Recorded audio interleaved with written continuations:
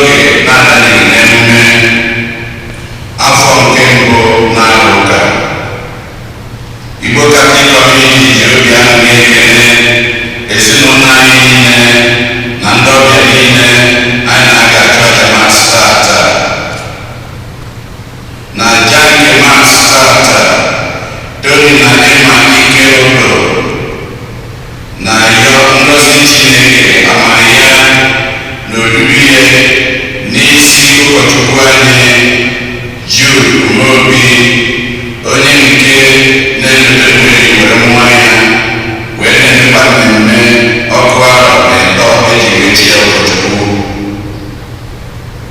Onye achọrọ ka akpa afọ ya na-arịọ ngọzi Chineke, amara ya na oriri ya n'isi ụkọchukwu anyị Jude Umobi, onye nke na-edobe mmiri were nwa ya were na-emekwa mmemme ọkụ arọ na ịtọ eji wee bụrụ ụkọchukwu.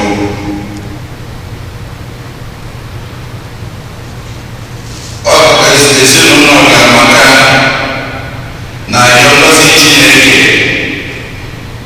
amara ya na oriri ya n'isi ụkọchukwu Desmond Ibeneme, onye nke na-edote arọ 13 eji were chie ụkọchukwu. Skọla Ọkamaka na-arịọ amara Chineke na ngọzi ya n'isi Chuka Obieke, onye nke na-eme mmemme wee ji were nwa ya. Greg na Skọla Ọkamaka na-asị happy birthday, na-arịọkwa ngọzi Chineke na amara ya n'isi onye Ezechukwu, onye nke na-edotekwa wee ji were nwa ya. Onye achọrọ ka akpa afọ ya na-arịọ ka Chineke na n'oge adịghị anya ka o mee ka nwanne anyị nwoke Blessed Iwenetans ka o chizuo echizuo n'omenala nke ụka bụrụ onye nke dị nsọ maka na na-esi anya. Emma Ike Odo na-asị happy birthday, na-arịọ ngọzi Chineke n'isi Chuka Obieke, na-arịọ ka Chineke were aka o ji abụọ ya weta Veronica Okeke nta ka o si na-akpọ ya were fụta.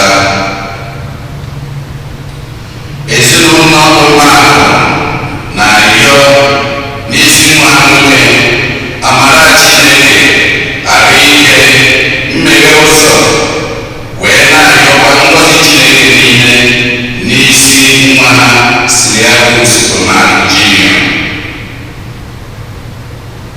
David Agụmafọ na ezinụlọ ya na-arịọ ngọzi Chineke na ekpekwa Chineke maka ndị be Agụmafọ niile, wee na-arịọkwa amara Chineke na nchekwebe ya ndị be Agụmafọ niile, ndị nke nọ na Naịjirịa na ndị niile nọ n'Amerịka ebe a.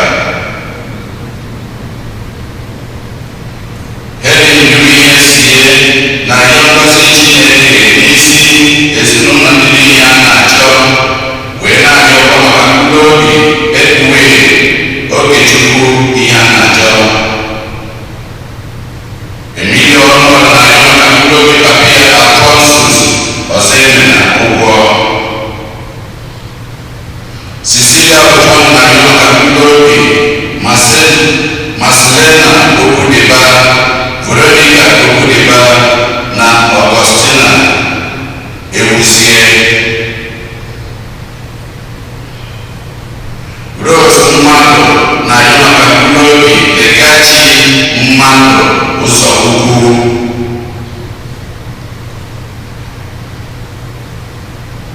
Remi na Tekla Odigbo na-arịọ maka mkpụrụ obi Patricia Ikedum, ofu arọ o ji were ụwa nke anụma. Kewi Anụmọgụ na ụmụ ya na-arịọ maka mkpụrụ obi di ya Emeka Anụmọgụ, wee na-edotekwa wee ji were mmụọ di ya.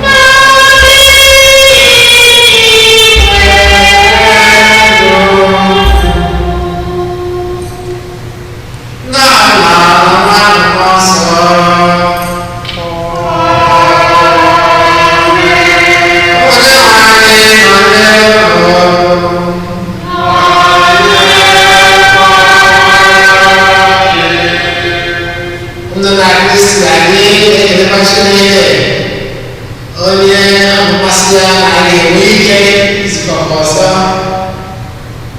na masị ụbọchị taa agbapụtagoro anyị dị n'ahịa ụlọ anyị zọpụta iche ka anyị tezie ndụ mba anyị ọzaga mba ndị ezinụlọ anyị na-ayọkwasị Chineke ka nsogbu ka anyị nọgide ya n'oge ga-akwụsị ọsịsọ.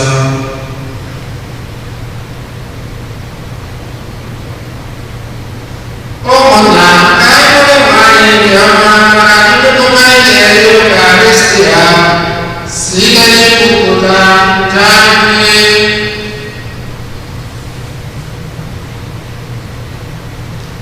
Onye bịara n'ụwa ịzọpụta ndị na-arịa n'ụwa, onye nwe anyị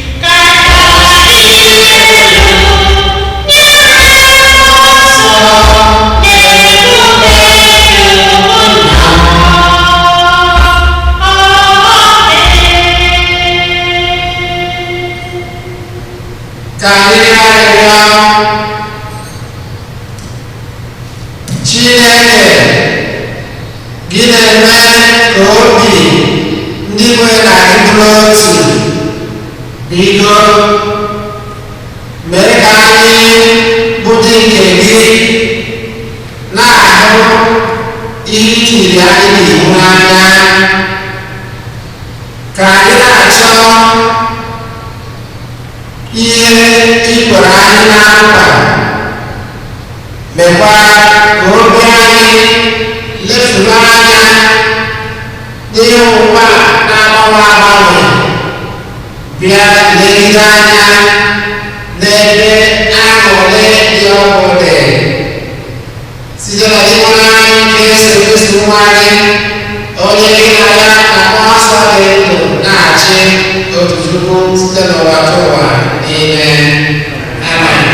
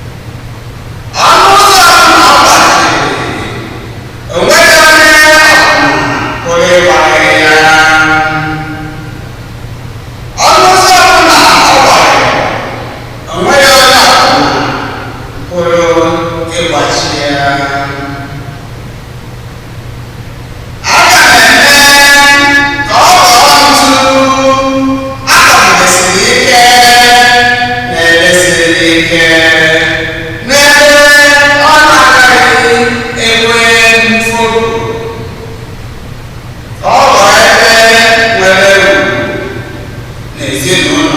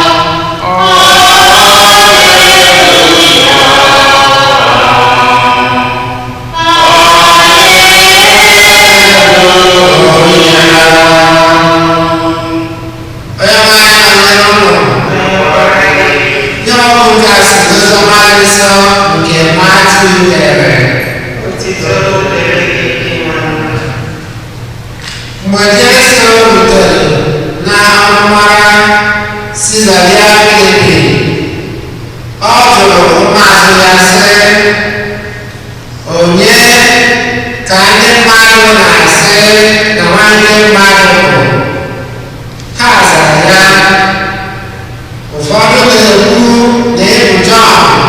mmiri chukwu ụfọdụ na-ekwu n'ịbụ Elaịja ndị ọzọ na-ekwu n'ịbụ Jeremaya ma ọ bụ otu n'ime ndị amụma mgbe ochie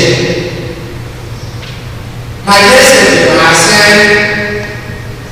unu onwe unu onye unu na-eche na onwe unu Simon Peter zara ya sị ịbụ Kristi ahụ ịbụ nwa nke Chineke dị ndụ Jesu zara ya sị ngọzi dịrị gị Simon nwa Jona n'ihi na ọ bụghị mmadụ nkịtị nwere gị eziokwu nke a kama ọ bụ nna nọ n'eluigwe ugbu a ana m agwa gị ịbụ Pita n'elu nkume a ka m ga-ewukwasị nzukọ m ọnụ ụzọ ọkụ mmụọ enweghị ike ikpere ya aga m achịnye gị isi odo na eze eluigwe ihe ọbụla ikechiri n'elu ụwa a ga-akụnye ya ihe kechiri ekechi n'eluigwe ihe ọbụla ime akụ n'elu ụwa a ga-akụnye ya n'ihe ịga eke n'eluigwe mgbe ahụ Jesu dọrọ ụmụazụ ya aka na ntị dọsie ha ike ka ha ghara ịgwa onye ọbụla na ya onwe ya bụ Kristi ahụ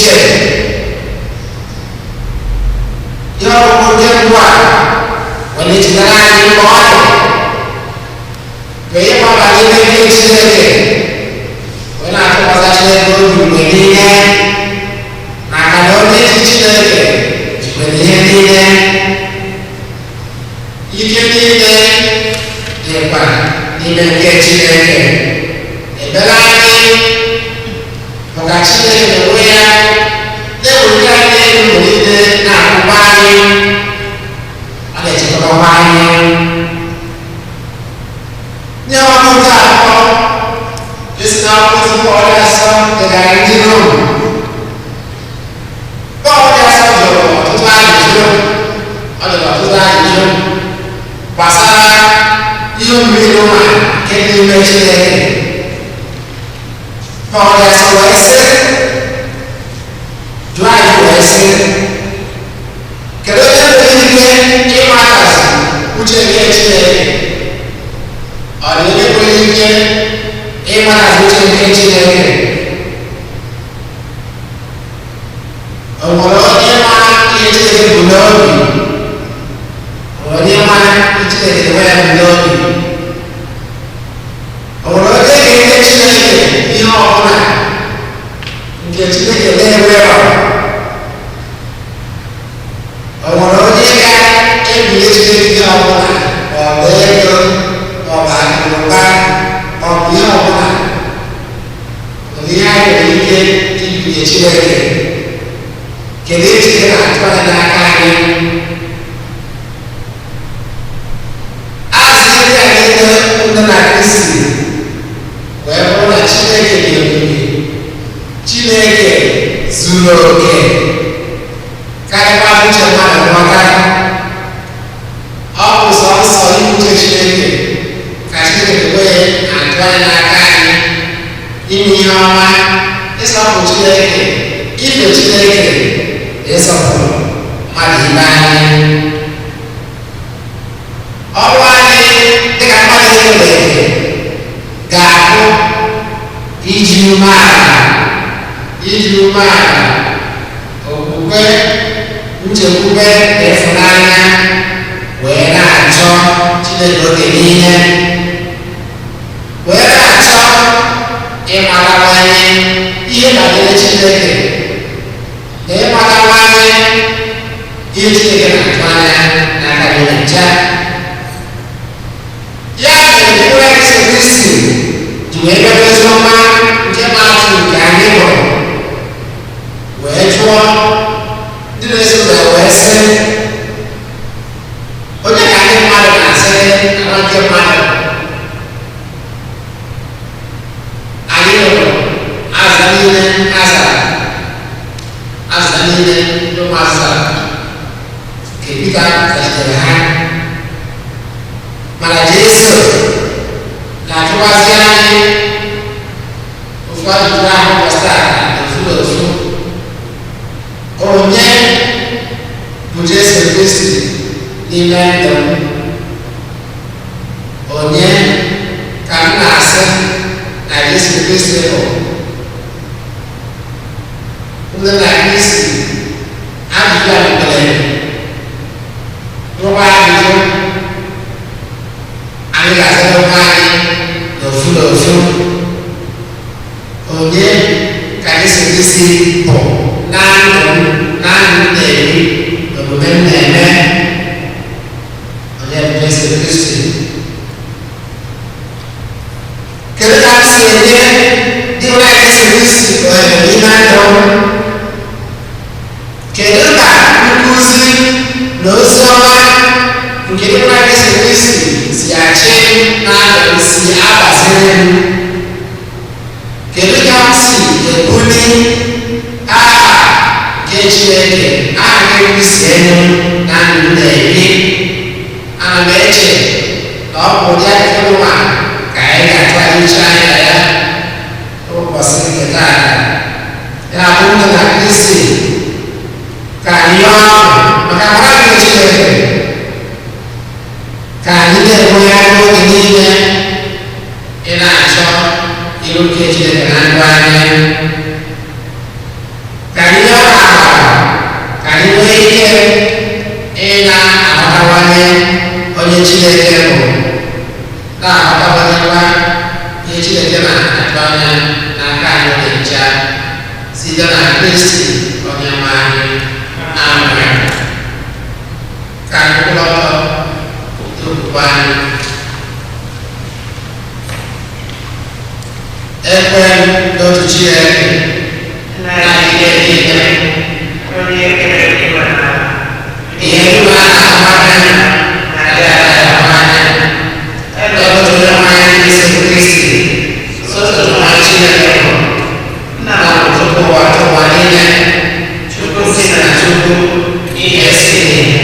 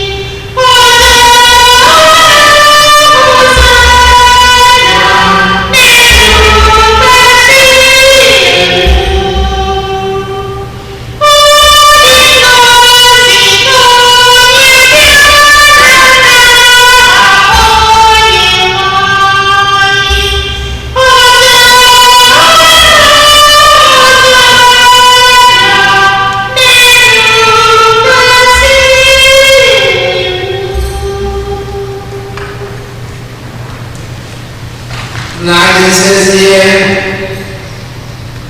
so kita jadi musuh ane ayat itu ini ansor sini pasang mori kahab orang ama boleh main Yesus Kristi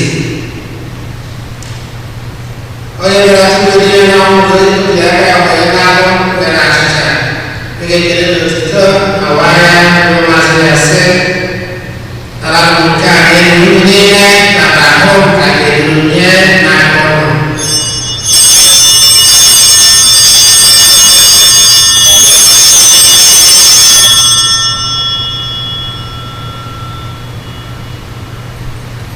itu awal sudah baca dunia di mana bagi kita itu punya yang masih biasa dalam keadaan dunia kami kebaran kalau dia ada agak banyak yang mau tidak terbaik dan bukan cerita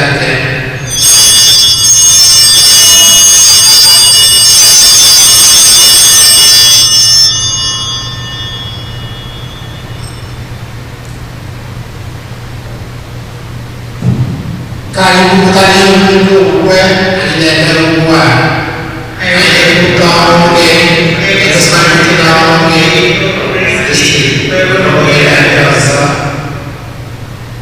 nah kita kau nanti kenal kemarin ane menjadi acara itu ikut kezamutan ane jadi ini berkali dia mati punya kita seri ane cuma ada kali punya latar belakang Kristi berut senang dibangun masa nah kita sebagai kasih rohaninya dengan budaya kausia upani Francis na bishopani mose na ndio kwa kanisa chitabu nani ndio kwa weka ndio